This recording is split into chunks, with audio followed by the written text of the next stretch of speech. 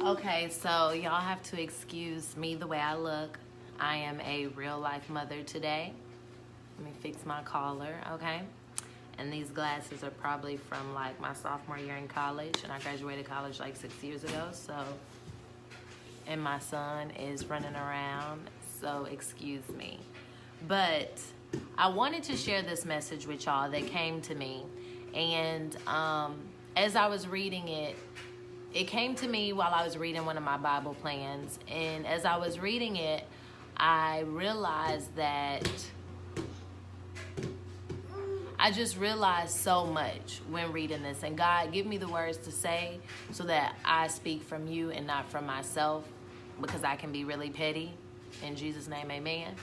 But as I was reading this, it just really spoke to me. And so I wanted to share it with y'all. And I'm not a pastor or a minister, but if that is what God is calling me to do, I can't run from it because I don't want to teach. So whatever he want me to do, I'm going to do it. So the title of my message is Run and Tell That or Don't. I know you know Run and Tell That. I know you know Run and Tell That. I know you know Huntsville. But basically, there are times in our lives when we don't have to respond to everything.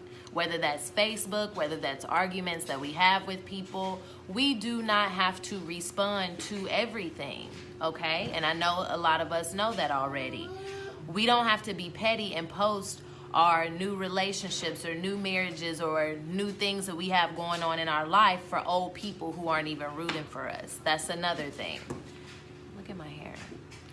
Yes, and so we tend to do that a lot. That's what social media is, because it's the glow up. A lot of girls, they post they post themselves for old flings so that they can be jealous, or new marriages, or guys do it too, cars, this and that, to show what they have now, but we don't always have to do that.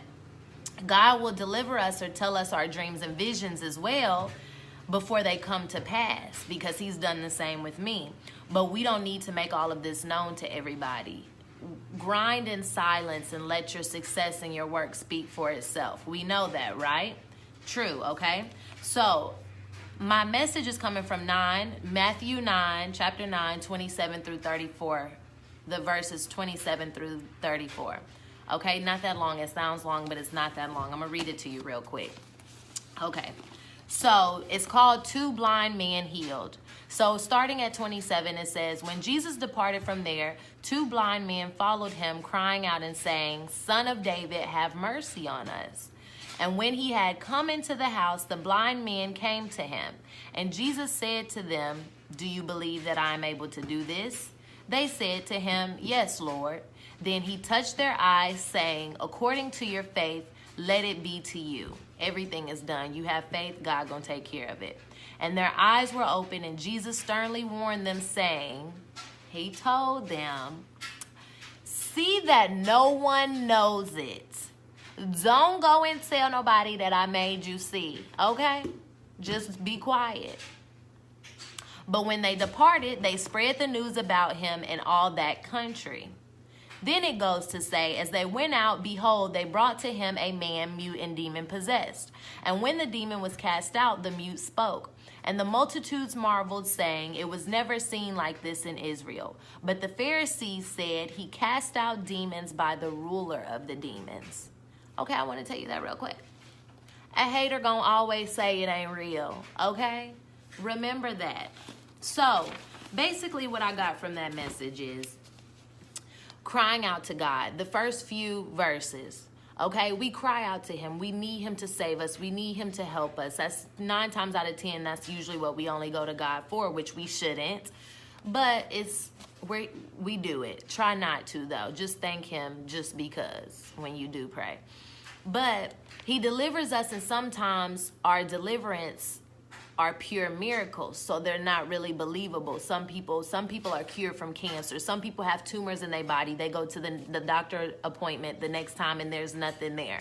Miracles, they're unbelievable. They're true miracles, okay? And a testimony is only a testimony when it's received. if I'm sharing with you the greatness that God has done in my life and you a hater, you're going to be like, she just always, And we know people like that, okay? So you cannot share your joys with everyone. Some people are praying for your downfall. So you need to ask for discernment. Ask God to, before you share something with people, make sure it's done out of him and not out of, oh, let me tell them what, they trying to, I done glowed up, I done did this, I done did that. You haven't done anything. God has done it for you, okay, baby? But make sure it's coming from him and it's not from you, because sometimes we are selfish and sometimes we like to be prideful and sometimes we like to tell people things, and not give God the credit. So make sure it's coming from you. That was my first point, crying out to God. My second point, Jesus said, don't tell. He told him, don't tell nobody. And what did they do?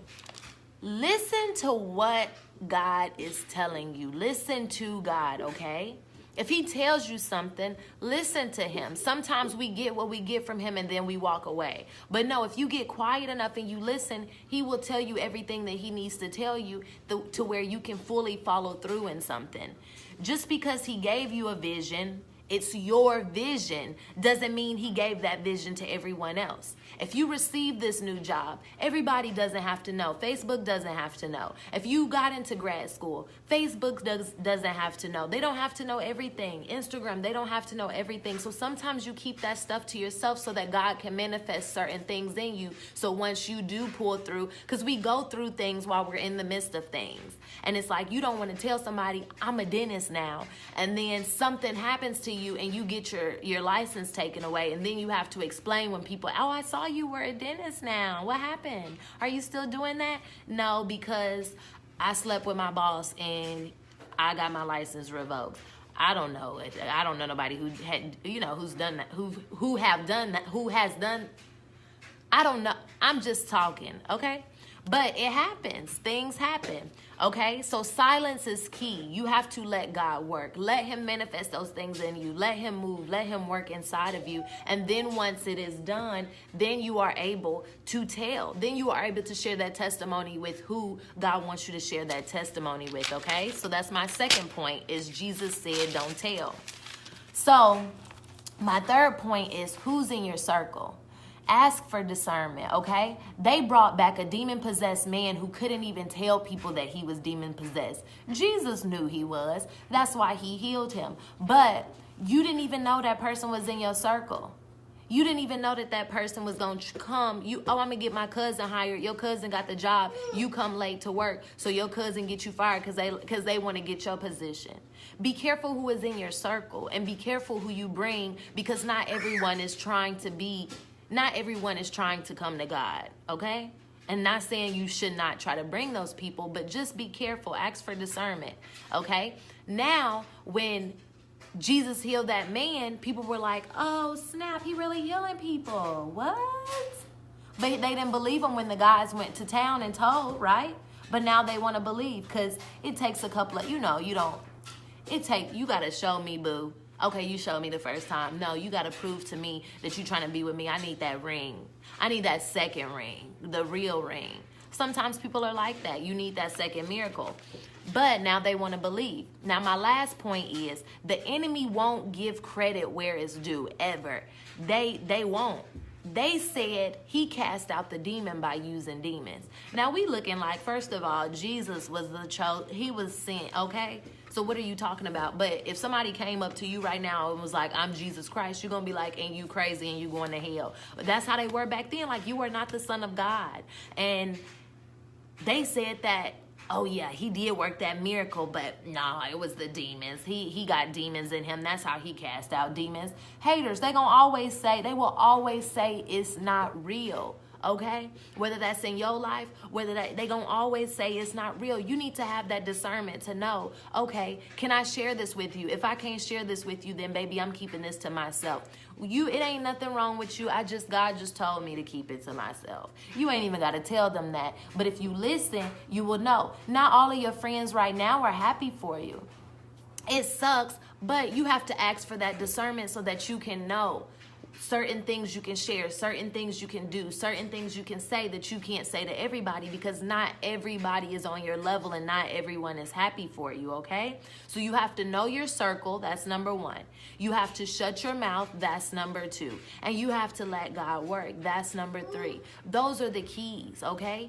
Basically, that's all I'm talking about right now. Those are the keys. Out of this message, the thing that I got was, Jasmine, God has spoke to you and told you what he's about to do in your life, and he's manifesting that in me by pulling me through all of this stuff that sucks and it hurts so much. And y'all don't know because I don't tell y'all my business, but it sucks. It sucks. That's probably why I look like this right now. But you know, I could step out real quick if I need to, but this is just being real. Don't tell everybody everything that is going on in your life. Don't tell everybody. Let God finish. Let God move. Give him a second. You don't have to let everybody know. Wait. Ask for discernment. And when it is time for you to release that testimony, then can't nobody, a hater still gonna say it's not real, but the people who that testimony is meant for, you can change somebody's life. That's why I post the stuff I post, because it ain't for me, it's for y'all. It's about me, but it's for y'all, because everybody is going through the same thing. If not something, they're going through the same thing. So remember that. Know your circle, shut your mouth, and you got it. Let God work. I hope you wrote this down, because I did. Y'all have a good day. Thank you for watching the whole thing. And I hope it helped. Have a good day.